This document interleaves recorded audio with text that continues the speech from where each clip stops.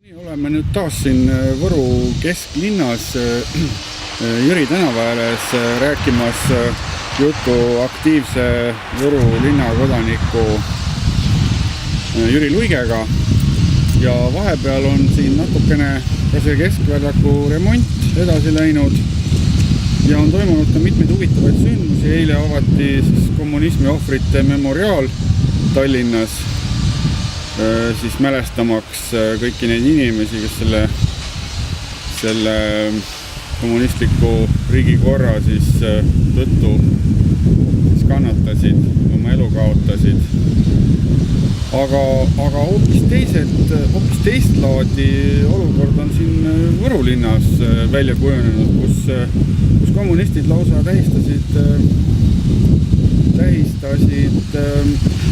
pidasid pidu ja siis endises partei majas ja nagu ma aru saan, siis ka linnavalitsus omalt poolt aitas sellele kaasa. Et sina Jüri, oled selle asjaga nagu rohkem kursis, et oskad sa midagi lisada sellele või mis seal täpselt toimus? Jah, sellepärast, et kui ostate tänase sõnumilehe, siis Õhtulehe tähendab, jah, siis sellisel juhul seal on Arvo Uustalu on teinud otsa lahti, nagu teda vangi ei pandud, siis sellisel juhul on kõik okei ja võin ma ka natuke rohkem rääkida. Võtaks peaaegu üldse punkt haaval. Okei, alustan Võrust. Kui nüüd kõrvale jätta see, et mis nad seal tegid, eks ole. Okei, korraldasid ühe Komsomoli töötajate koosviibimise. See, et nad tegid seda vabariigi aastapäeval, see, et nad tegid seda linna sünnipäeval, see on muidugi täielik sigadus. Aga seal on ka paar juriidilist nüanssi. Kui nüüd arvestada sellega, et praegune parteimaja on muusikakool, siis muusikakoolil on olemas ametiruum. Ma käisin ise seal koha peal tol momendil, kui see endine kommunistlik seltskond, komnoorte seltskond juhtivates koosseisu osas oli seal maja peal. No noortele selgituseks siis kommunistlik või Komsomol oli kommunistlik noorsoorganisatsioon, kus siis valmistati ette tulevasi kommuniste, parteilasi. No kõige lühidapalt. Ehk siis selliseid riigile ääretult lojaalseid inimesi, süsteemile lojaalseid, kelle tõttu siis paljud eestlased kannatasid. Just. Aga kuhu ma tahan selle jutuga jõuda on see, et kõik need maja ruumid olid lahti. See seltskond käis sisse välja. Minu andmetel on seal ikkagi praegu muusikakool, inimeste kabinetid, mida iganes, eks ole. Täiesti huvitav oleks teada saada. Seal nendes kabinetis on olemas nii riigiinventar kui ka õpetajate isiklikud asjad. Ma nagu ei näinud selle õpetajaid. Ma ei kujuta ette olukorda, kui näiteks haiglas oleks lahtiste uste päev või linnavalitsus oleks lahtiste uste päev, eks ole, ja ilma linnapea või linna esindaja juuresolekuta suvalised inimesed käivad kabinetti, panevad sinna midagi, võtavad sealt ära, eks ole. No, see on nagu peremehed käitusid siis?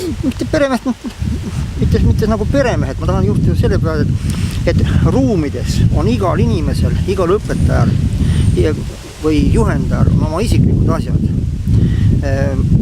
Ma tahan näha seda paragrahvi, mis lubab nendes asjades sorida. Ma mõtlen seda, et kuna nemad seal kunagi töötasid selles parteimajas, siis nad käituvad siiamaani selle maja nagu selliste täieõiguslike peremeestena. No nii kummaliselt kukkus see kord välja ka, aga ma veel kord juhin tähelepanu sellele, et niimoodi seal ruumides sai käia ainult nii-öelda praeguse peremehe ehk linnavalitsuse nõusolekul.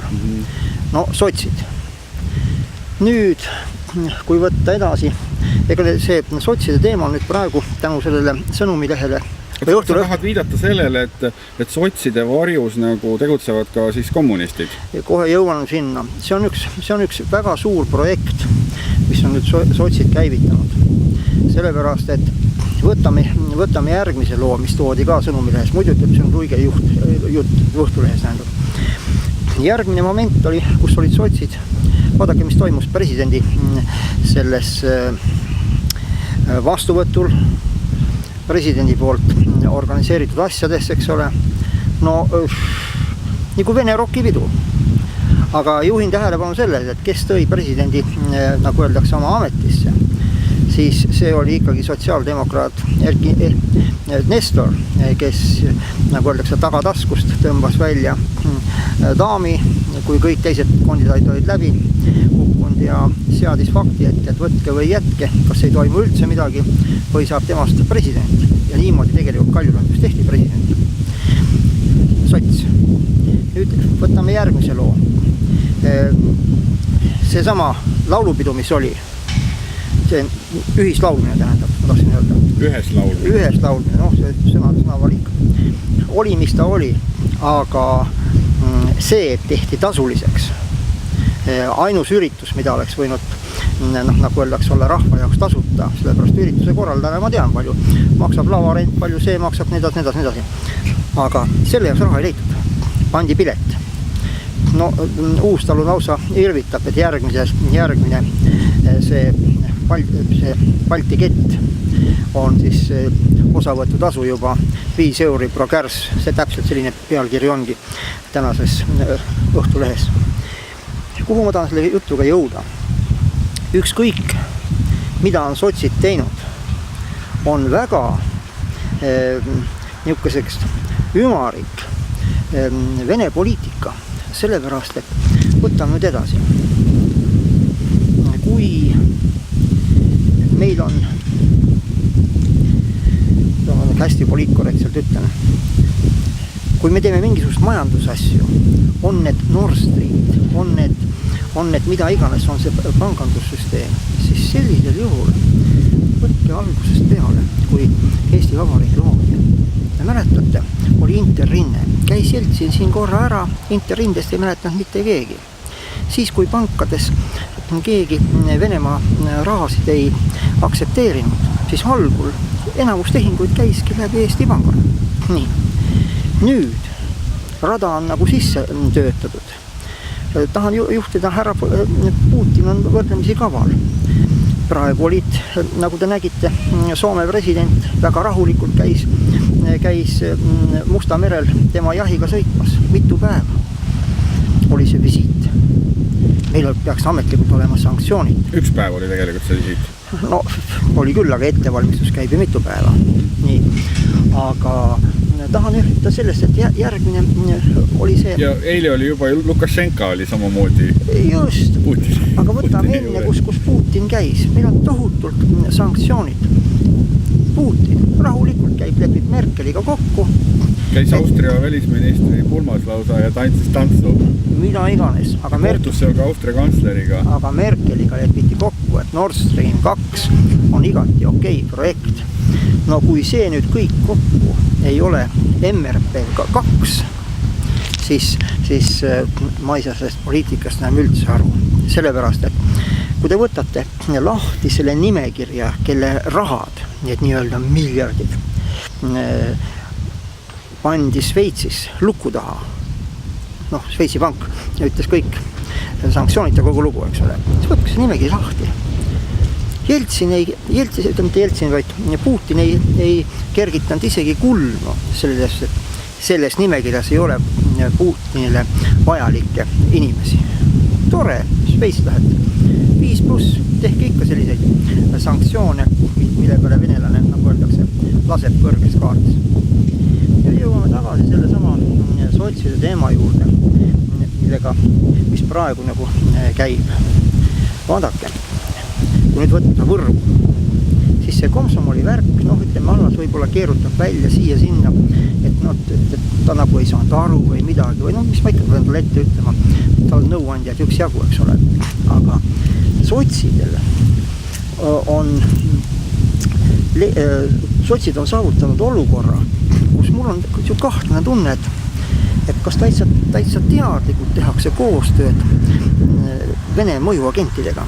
Sellepärast, et see Komsomoli värk oli ideaalne propagandatrikk. Aga asja kõige kurvem moment on see, et kui üldse keegi, Võru opositsioon või keegi tahaks midagi nagu teha, kutsuge need sotsid korrale.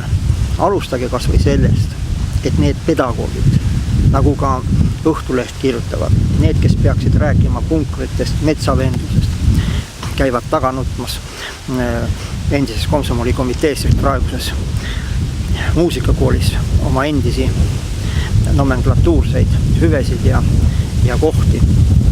Sõbrad, see ikka päris nii ei lähe. Ja kui nüüd kohalik opositsioon sellele kuidagi reageerib ja neid õpetajaid ka korrale ei kutsuta ja ka linnale ei teha märkust, no siis sellisel juhul ma pingsalt ootan, millal siis linnavalitsuse ruumides või siis endises maakonnavalitsuses, kus praegu on ruume kõva, tuleb, nii nagu meil öeldakse teistes riikides, et tuleb Vene atašee, mingisugune atašee, kas või näiteks FSB kontor, see on nali, aga tegelikult asi on naljast kaugel. Pole ju mingi saladus, millega tegelikult Võru Galvanika tegeleb ja mis see on, aga ju siis väidetakse, et kõik on kontrolli all, aga sõbrad, see võib maru kiiresti käest ära minna. Et Võru linna õpetajad, need, kes paljuski nagu sotside poolt valimistel hääletasid, et nemad on siis nagu nii-öelda kas siis kommunismimeelsed või venemeelsed või? See oleks ju väga ränk süüdistus, aga on kaks varianti. Kas nad on täielikult juhmid, et nad ei saa aru, mida nad tegid ja kuhu nad läksid. Või kui nad aru said, no siis on see puhas haridusministeeriumi teema, sellepärast et ideoloogiliselt on ikka asi täiesti puppu või täppu ükskõik. Jah, aga haridusministeeriumi haridusminister on keskerakondlane, kes on nagu, keda seob, ütleme siis koostööleping ju lausa Kremliga. No, küsimus on selles. Ma saan aru Reformierakonnast ja kõikidest, keegi ei taha enne valimisi praegu võimule tulla. Aga poisid, isegi natuke kehvema valimistulemuse nimel, eks ole. Praegu on situatsioon selline, äkki oleks tõesti vaja Toompeal võimuvahetust. Jah, see on poliitiliselt väga halb soovitust, Reform teeb opositsioonis ülikõva tulemuse, aga kas tulemuse nimel on mõtet lasta juba selle eelarve lugemise ajal lasta riik ikka täiesti kotti. Pärast ligisugust, et ma ütlen päris ausalt, et Jürgen Liin, sa nutad pärast, kui sa võimule tuled. Seda saast annab sul lappida. Sa võid teha siin 100 säästuprogrammi, aga Eesti on nii väike riik, see ei ole Kreeka. Meil ei kingita ühtegi senti, kõik tuleb tagasi maksta. Sul on üliraske pärast uuesti riigieelarve tasakaalu viia. Okei, sellise hoiatava noodiga ongi võib-olla paslik siit lõpetada. Et suur aitäh! Kõik head!